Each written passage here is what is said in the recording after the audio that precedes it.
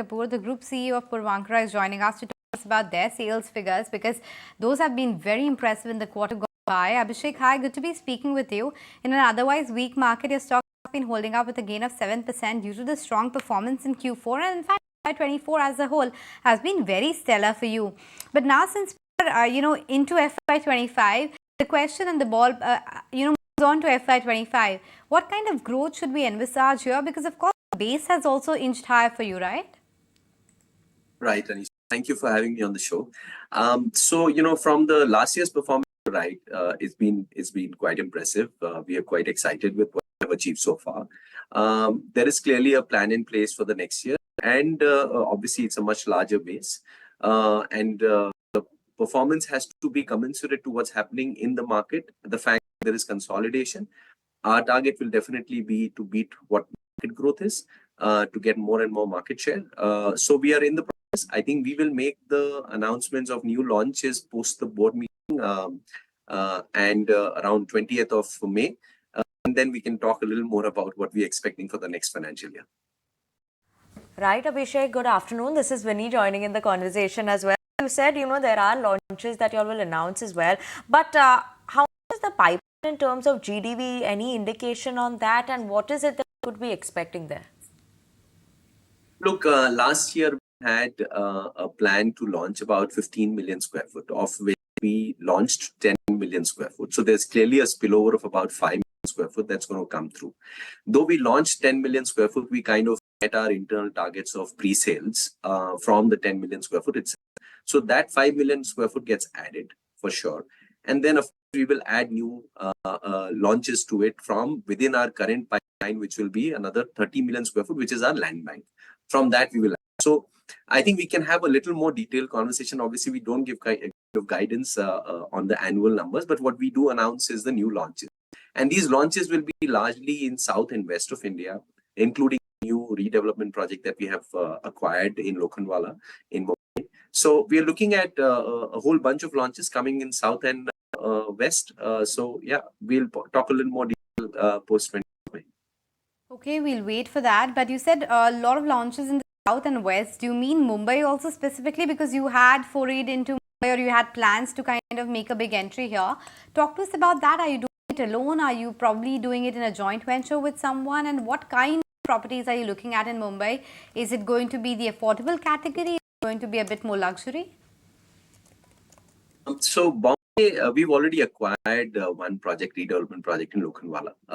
We are in active conversation for about 20 societies where we are working on the redevelopment, of which 4 are in advanced conversation.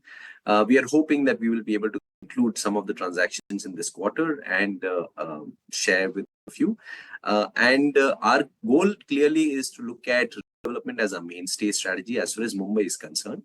The price points will be anywhere between 40,000 rupees a square foot going up to 100,000 rupees a square foot. So that's the kind of range that we are working towards. Largely Puravankara at this point in time for redevelopment. As far as Provident is concerned, target will be to look at the MMR region. And there we will look at joint development and outright transactions. And we are currently working on some of those opportunities as well. So mixed bag of things. Of course, Purva land is the one that we are working on in the MMR region. There are locations which are currently being evaluated in advanced conversations there. So we'll have our comprehensive product portfolio being presented in MMR. Okay. Abhishek, there were certain news reports that were suggesting or hearing buzz that Piramal Enterprises has invested 500 crores in companies' projects. Could you share some more details possible on that? And how will this investment be deployed? And how will this aid the top line growth as well? Look, I'll share whatever details I can share with you. On a broad level, the capital raised with Piramal is like our normal ongoing capital transactions that we do as business. The money is towards consistent funding for a commercial asset and a residential asset, and for pre-launch expenses and new acquisitions. So that's the broad thematic detail I can give you. But I think that's the maximum I can share with you. Sure, we understand and appreciate that. But this 500 crores, does it set you for at least the next year, or is it several such transactions that you're looking to do because your launch pipeline is quite strong and I'm guessing you'll need the capital for the fuel as well. You're right. So let me share what's happening. We have sold about 1.3 million square foot last year.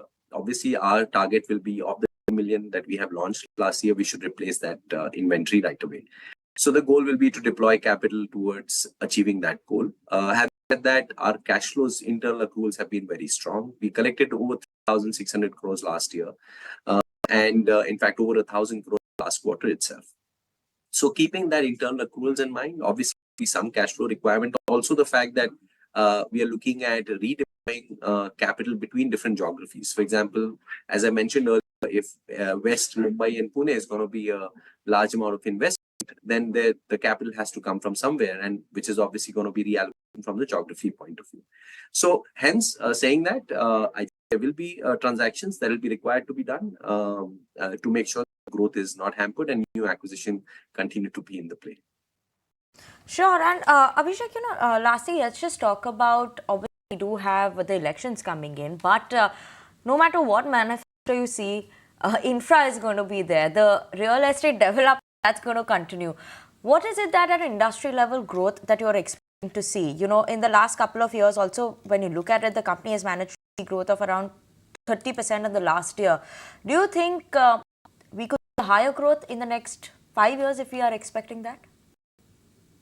Look, Vinny, that's a very good question. It's like, looking into the future and nobody really knows the future. Only one can try and work towards the future. What I can say is I see a very optimistic growth path for the industry. I would like to believe it will continue to be in double digits. Mid-teens to 20 is what I would guess. Currently, the inventory, if you see, is very low in the marketplace. And that's pretty much happening across the country. I think that is a challenge. There is definitely a sustained demand driven by fundamentals, which I believe with the economic activity will continue. Infrastructure investment, I think, is fantastic for the country because it brings in a lot of advantages as an economy. And of course, that directly results into advantages for the business and employment. And therefore, it has a virtuous cycle impact on the country as well as a leading indicator for the real estate business. So I believe that and we will continue to outperform the market. That's for sure. I mean, our is going to be consistently to take more market share, simply because it's a consolidating market, and in a consolidating market, an opportunity for a brand like Puravankara and its other brands that are there as a part of the group is huge. So we'll continue to make sure that we take advantage of the consolidation and scale the market growth. Okay, a mid-teen kind of growth for the industry. Puravankara is definitely geared to do the industry-leading growth there. Thanks so much, Abhishek, for making time and speaking with us. So that's the word coming in as far as Puravankara is concerned. Geared for the next year as well. And FY24 in any case has been quite strong for them. Let's do one. If you like this video, then like, share and subscribe to ET Now.